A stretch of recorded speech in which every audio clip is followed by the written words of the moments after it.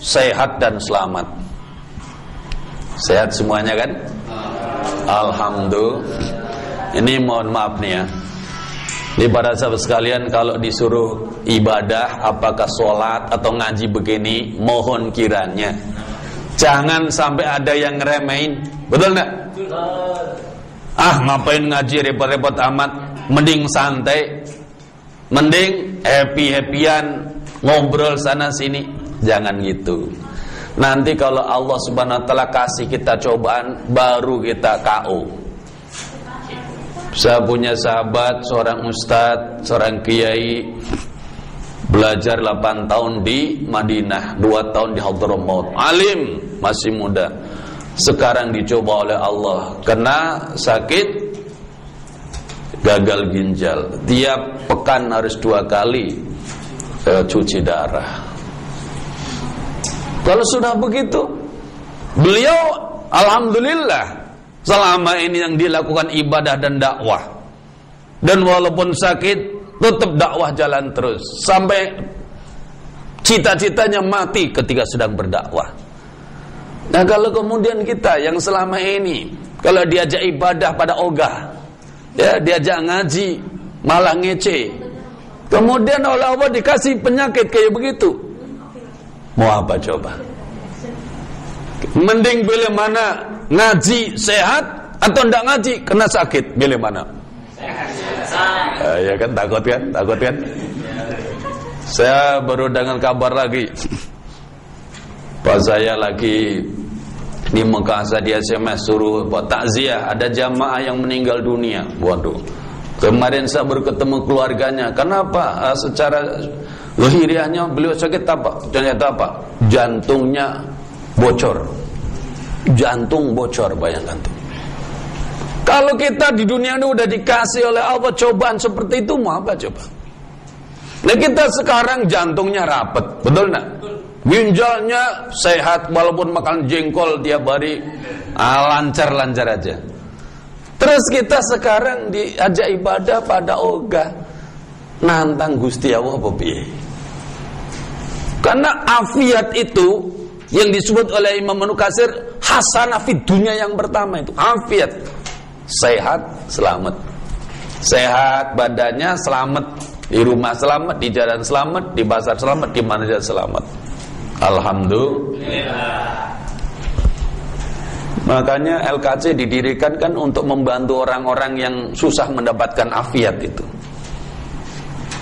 Karena afiat itu nomor 1. Kalau kita ndak afiat mau apa? Makanan serba ada, tapi badan meriang enak tidak? Pengalaman. Istri cantik, ya kan? Tapi letoy. Mau ngapain? Kan ada jawaban begitu. Kalau ndak sehat mau apa? Ya kan? Makanya pada saat yang dikasih afiat berarti diberikan Allah sebagian dari hasanah fid dunya. Jangan lupa kita mensyukurinya. Apalagi wadarin rahmatin. Wah, tadi disebutkan rumah yang luas. Alhamdulillah. Kira-kira pasnya di komplek mana? Kalau kita suruh nempatin rumah di Pondok Indah, mau enggak? Mau? Saya enggak mau. Siapa tadi yang mau? GR banget. Kalau kita nempatin rumah yang di Pondok Indah, bayar listriknya sebulan 5 juta. Iya, makanya yang sesuai saja, sesuai kebutuhan. Memang kalau kita punya rumah yang luas, alhamdulillah, itu salah satu hasanah fid dunya. Wa zaujatin hasanah, punya jodoh yang baik. Kalau suami yang soleh, istri yang soleha, itu termasuk hasanah fid dunya. Ya kan? Masih kencang, amin. Wa rizkin wasi'in, rizki yang luas, hasanah fid dunya. Wa ilmin nafi'in, ilmu yang manfaat, itu juga hasanah fid dunya. Jadi kalau di LKC diadakan pengajian, itu sesungguhnya tidak hanya masuk kepada urusan akhirat dalam hal niatnya nuntut ilmu dan mengekalkan agama, tapi aktivitas menuntut ilmu sehingga kita dapat ilmu yang nafi itu termasuk bagian hasanah fid dunya. Kalau ada orang hidup makan kenyang tapi tidak pernah nambah ilmu manfaat, itu seperti dunianya itu belum baik. Ada yang belum nikah di sini? Dan nikah semua ya? Mas, belum nikah? Nih, belum nikah. Mau dinikahkan dengan seorang gadis cantik? Mau? Tapi mohon maaf ya, gobloknya naudzubillah, mau? Mau? Mau banget gitu, enak. Dia itu kalau belajar psikologi bicara otak itu kan yang paling pintar namanya superior. Di atas, di bawah superior itu jenius. Bawahnya jenius cerdas. Bawahnya cerdas pandai. Bawahnya pandai itu bodoh. Bawahnya bodoh debil. Bawahnya debil itu bawahnya bodoh itu idiot. Baru setelah idiot debil itu. Istilah psikologi begitu. Jadi dinikahkan sama gadis cantik tapi debil, mau? Kan. Nggak mau dia, cantik loh. Cantik tapi ngah-ngoh, ya kan? Lolo on. Innalillahi wa inna ilaihi.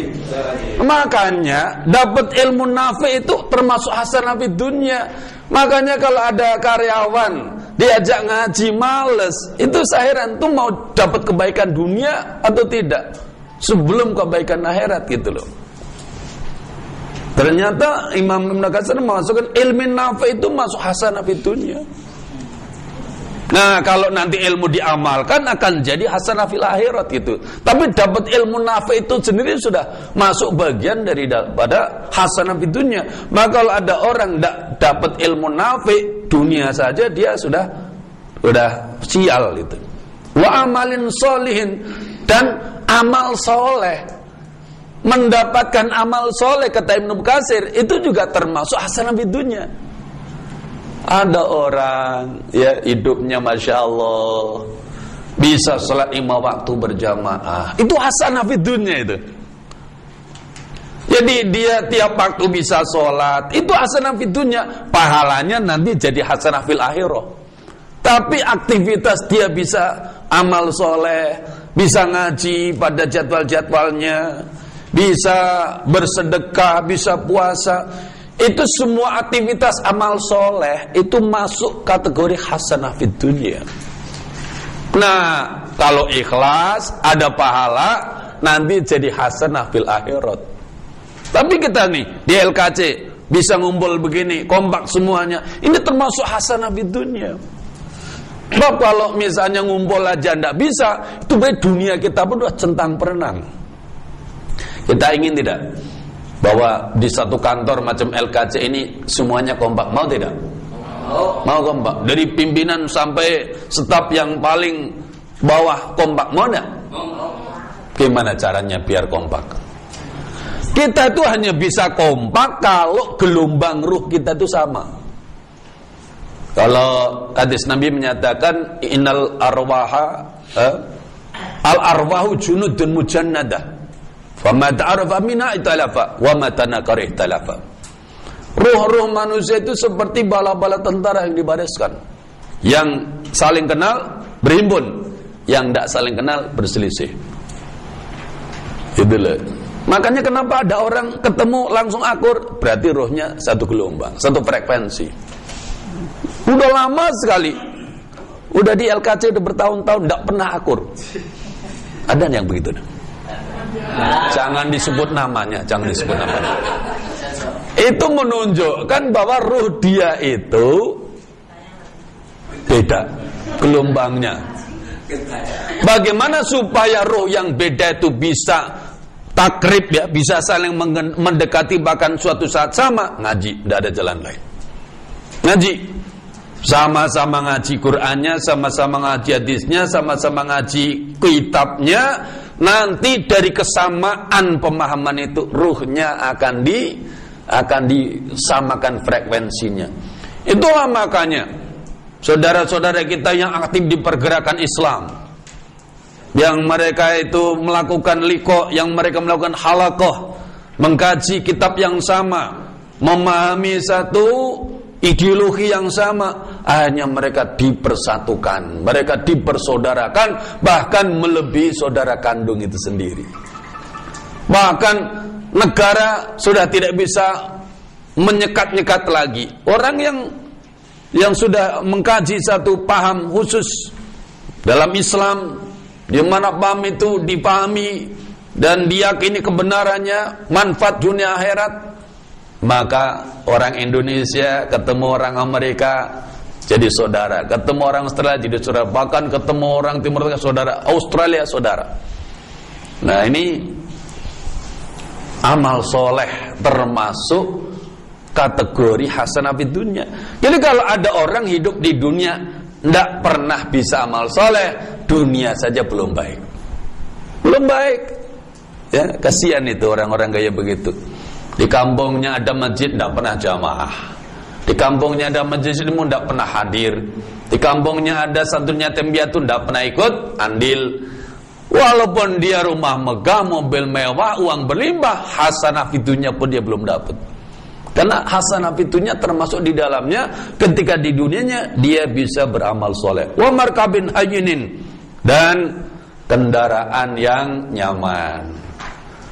Alhamdulillah, itu termasuk hasanah fid dunya. Sepeda yang bagus, motor yang bagus, mobil yang bagus, itu termasuk hasanah fid dunya. Kalau kita bisa mendapatkannya. Maka Nabi pun punya unta yang bagus. Apa namanya? Untanya namanya apa? Unta kuswa. Kalau sekarang, ya misalnya seperti itu. Kemudian watana'in jamilin, dan pujian yang baik, itu juga termasuk hasanah fid dunya. Kalau dia orang tua, ya, dipuji baik oleh anak-anaknya, alhamdulillah. Kalau dia suami dipuji baik oleh istrinya, kalau dia istri dipuji baik oleh suaminya, kalau dia warga masyarakat dipuji baik oleh tetangganya, itu hasanah fid dunya. Kalau dia karyawan dipuji baik oleh atasannya, kalau dia atasan dipuji baik oleh staf-stafnya, hasanah fid dunya. Kalau ada orang, ya, sebagai suami dimaki istrinya tiap hari, ya, sebagai istri, ya, dimarahin suami tiap hari, sebagai anak diomelin mulu sama orang tua, bikin malu kamu itu. Sebagai karyawan, atasan itu mau mecat, kasihan, ya, tidak dipecat bikin masalah. Atau jadi atasan, tiap dia ngasih pengarahan, karyawannya pingin ngelempar apa gorengan tapi aku tidak sopan. Itu yang kayak begitu dunia pun belum hasanah. Makanya para sahabat sekalian, itu beberapa contoh saja yang disebutkan oleh Imam Ibnu Katsir tentang gambaran tentang hasanah fid dunya. Ila ghairi dzalika mimma istamlat alai ibaratul mufassirina wala munafata bainaha wa fa innaha kullaha mundarijatun fil hasanati fid dunya. Jadi ya, orang bolehlah nyebut yang lain-lain tentang kebaikan di dunia itu, satu dengan yang lainnya, termasuk para ahli tafsir itu pun tidak menafikan, karena satu dengan yang lainnya masuk di dalam kategori hasanah fid dunya. Moga-moga hasanah fid dunya kita bisa raih. Hasanah fid dunya bisa kita raih. Apa tadi diantaranya? Afiat, ya, sehat dan selamat badan kita, punya rumah yang luas. Kalau belum luas secara lokasinya, luaslah dalam hatinya. Itu loh. Misalnya rumah kita masih RSS gitu. Rumah sangat sederhana, sampai selonjor saja susah. Maka kalau begitu adanya, hatinya yang diluaskan, ya. Jangan sampai sudah rumahnya masih belum luas secara lokasinya, tapi ditambah lagi dengan sempitnya hati, ya kita tidak dapat hasanah fitunya.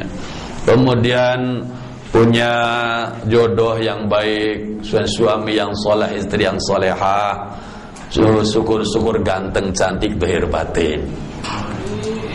Yang amin dapat, yang tidak amin ya sesuai nasib aja. Wa rizqin wasi'in, rizki yang luas. Wa ilmin nafin, ilmu manfaat. Wa amalin salin, amal soleh. Wa markabin hayinin, kendaraan yang nyaman. Wa tanain jamilin, dan pujian yang baik. Nah, tapi para sahabat sekalian, itu satu sisi dunia, hasanah fid dunya. Maka kita harus imbangkan, jangan cuma itu. Kita juga harus meraih hasanah fil akhirah. Kata Imam Ibnu Katsir, wa ammal hasanatu fil akhirati fa'ala dzalik. Adapun kebaikan di akhirat itu lebih tinggi lagi daripada itu. Kebaikan di akhirat itu melebihi di atasnya daripada kebaikan dunia yang tadi kita contohkan. Apa di antaranya?